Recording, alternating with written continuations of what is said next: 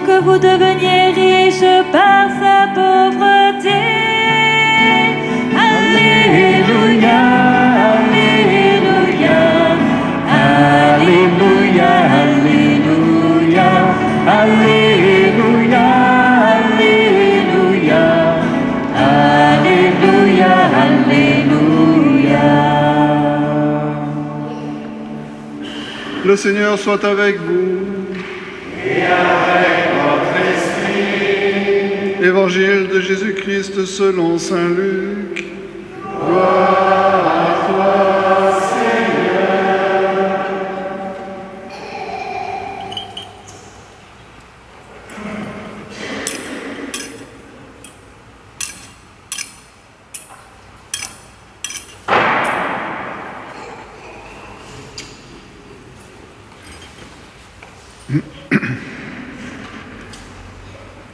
En ce temps-là, Jésus disait aux pharisiens, « Il y avait un homme riche, vêtu de pourpre et de lin fin, qui faisait chaque jour des festins somptueux.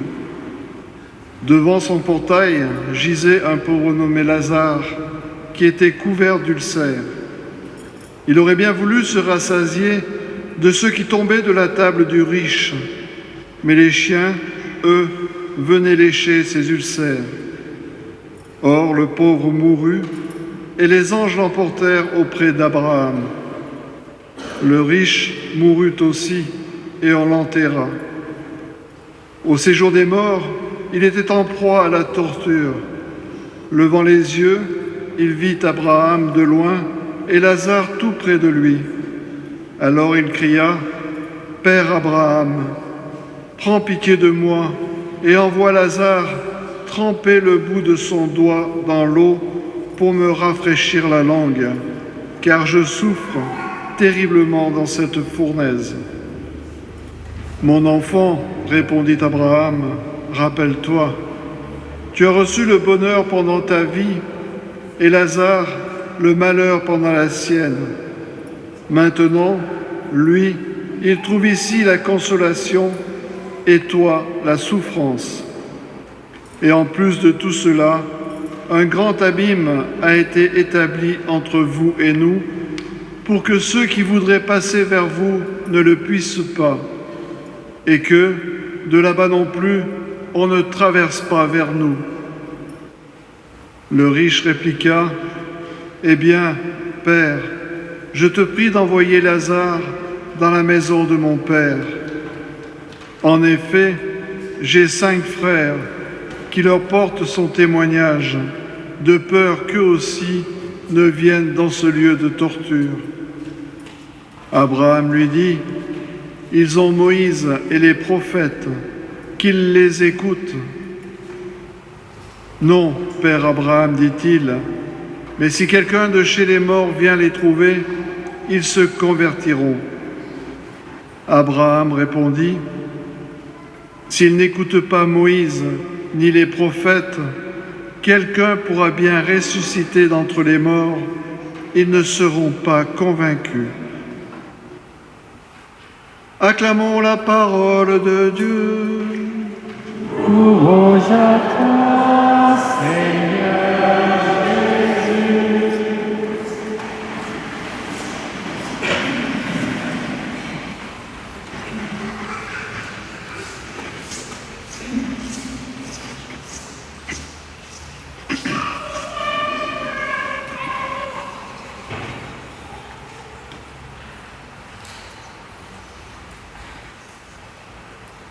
Au nom du Père et du Fils et du Saint-Esprit, notre secours est dans le nom du Seigneur, ciel et la terre.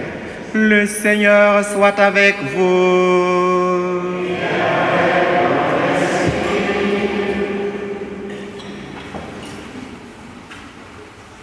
Bon es fanyere, ligdia bon es fanyere. Bon es fanyere, ligdia bon es fanyere. Ligda managa dunia, la ligda sama dunia. Bidman Gunsgo and Dawayi Ligdayim Dadiye. Bidman Gunsgo and Dawayi Ligdayim Porosiye.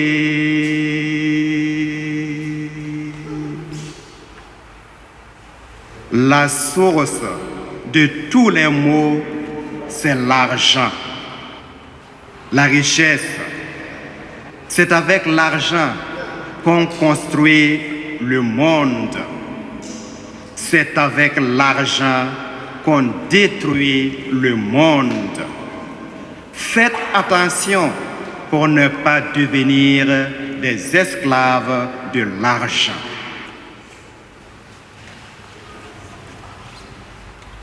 Bien chers frères et sœurs, faut-il que nous soyons malheureux sur la terre pour être heureux au ciel? Dimanche dernier, Jésus nous donnait ce conseil. Faites-vous des amis avec l'argent trompeur, afin que le jour où il ne sera plus là, ses amis vous accueillent dans les demeures éternelles. La parabole de ce dimanche, appelée communément le riche et le pauvre Lazare, pourrait bien être une mise en application de ce précepte. Si le riche avait vécu la dimension de partage qui s'imposait au nom de la simple humanité du pauvre Lazare, ce dernier l'aurait accueilli dans le sein d'Abraham. Mais, hélas, son indifférence, son égoïsme entraîne le riche vers le bas. Et cette inertie perdure au-delà de la mort, alors que rien ne s'oppose à l'élévation de Lazare emporté par les anges dans les cieux.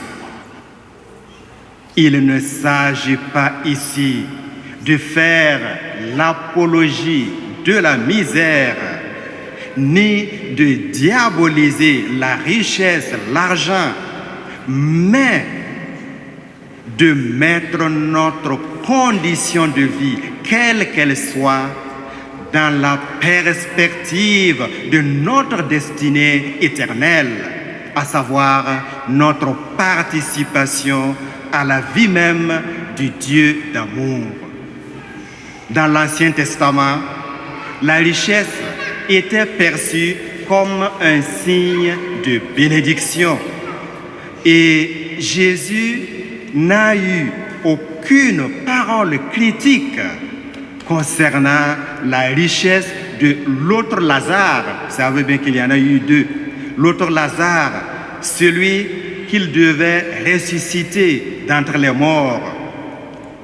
Il ne s'est pas privé un instant de ce que Marthe avait cuisiné pour lui. Il s'en est bien régalé.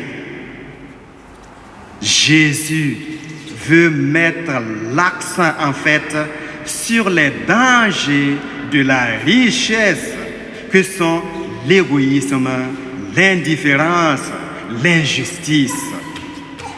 Peu importe si le Lazare de la parabole était un personnage fictif ou réel, ce qui nous concerne aujourd'hui sont les nombreux, les millions de Lazare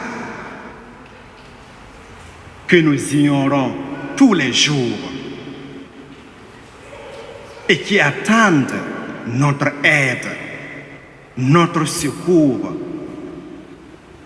Comme David, qui se scandalisait du comportement de ce riche propriétaire, égorgeant l'aïeul du pauvre pour épargner son cheptel, alors que lui-même venait de prendre la femme de son serviteur, de son frère, Uri, le Hittite.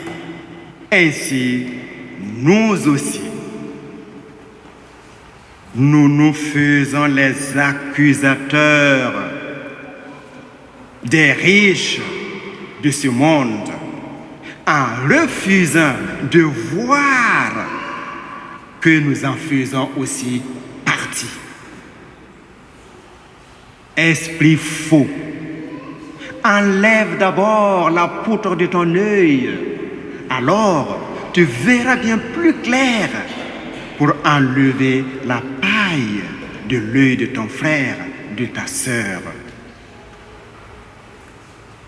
Ne faisons-nous pas partie de ceux qui vivent bien tranquilles et se croient en sécurité, comme nous le dit le prophète Amos dans la première lecture, alors que tant de nos frères et sœurs sont aux abois, tourmentés par la faim, la maladie, le dénuement, pourchassés sur les routes du monde, de leurs îles, exposés à toutes sortes de violences.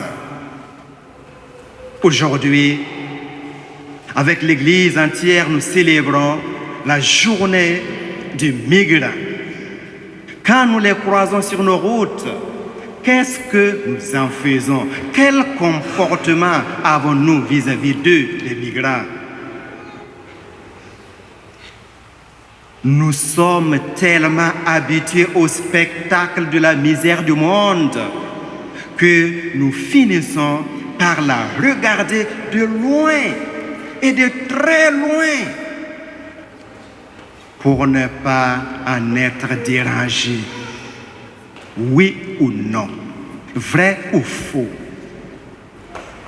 Chers frères et sœurs, Jésus attend de nous que nous lui permettions d'accomplir ses œuvres élémentaires de compassion en nous rendant disponibles à son esprit de charité. Jésus nous a montré le comportement de Dieu à notre égard. C'est par compassion pour notre misère que le Verbe a pris chair de notre chair. Lui qui était riche, il est devenu pauvre à cause de nous, pour que nous devenions riches par sa pauvreté à lui. Aussi, notre vraie richesse est-elle de consentir à nous appauvrir pour nos frères et sœurs, comme lui, le Christ, l'a fait pour nous. Nous avons aussi à veiller, bien sûr, avec prudence sur l'avenir de notre famille, de notre prochain le plus proche. Mais il ne s'agit pas de nous mettre dans la gêne en soulageant les autres, nous rassure Saint Paul. Il s'agit bien d'égalité, il s'agit bien de justice. Ce que nous avons en trop compensera ce que d'autres en ont moins. Et il n'y a pas que les richesses de l'argent. Nous pouvons nous enfermer aussi dans la richesse de notre savoir. C'est moi, docteur Intel, licencié en ceci, doctorat en cela, et que sais-je encore. Nous pouvons nous enfermer aussi dans notre statut social, dans notre culture et même dans notre religion. Possédant la vraie doctrine et les sacrements, certains croient posséder Dieu en personne et ils méprisent ou ignorent les autres. Bien, chers frères et sœurs, luttons contre cette attitude plus ou moins lâche. Par exemple, envers tous ces gens que nous croisons à longueur de journée.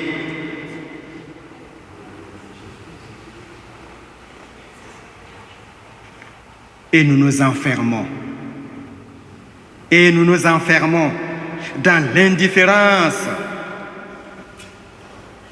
Nous n'osons pas les rencontrer réellement parce que l'anonymat, l'indifférence sont tellement plus confortables dans l'immeuble, dans notre immeuble, sur notre lieu de travail.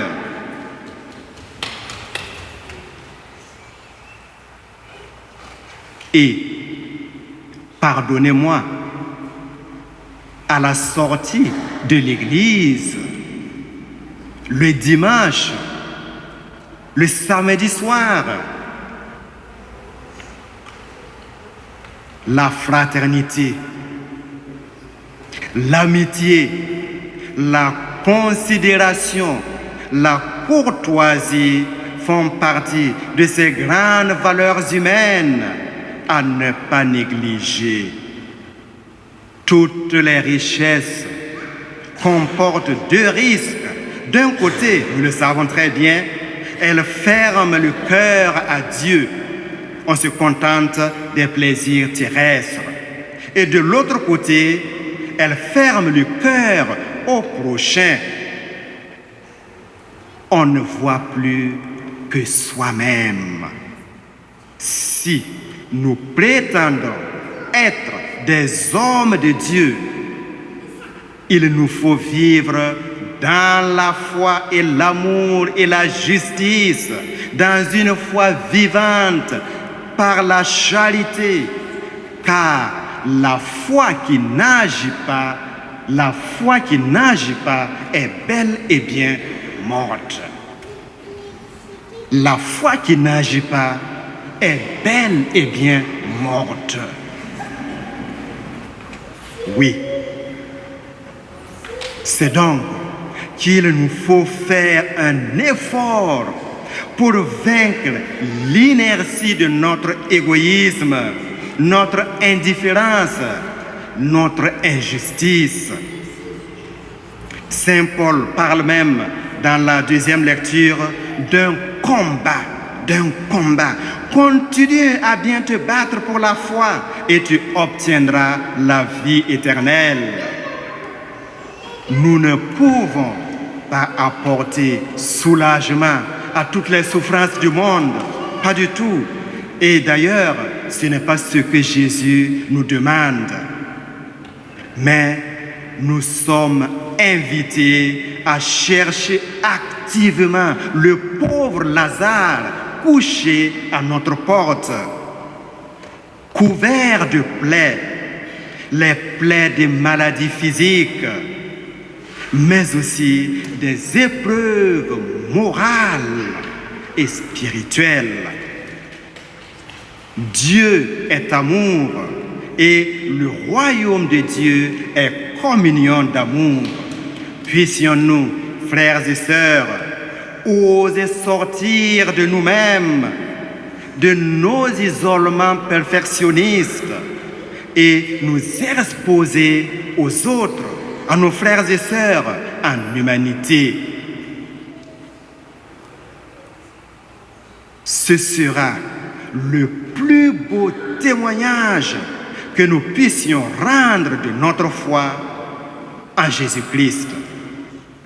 Là où se trouve le pauvre, disait Saint Vincent de Paul, là aussi se trouve le Christ. Il y a plus de joie à donner qu'à recevoir. Bon es fa yegere ligide ya bon es fa yegere. Bon es fa yegere ligide ya bon es fa yegere. Ligida malaga dunia la ligida sama dunia. Bidman Gunsku and Dawayi Ligidayim Dadi. Bidman Gunsku and Dawayi Ligidayim Porosi. Gloire au Père et au Fils et au Saint-Esprit, comme il était au commencement, maintenant et toujours, dans les siècles des siècles. Amen. Au nom du Père et du Fils et du Saint-Esprit. Amen.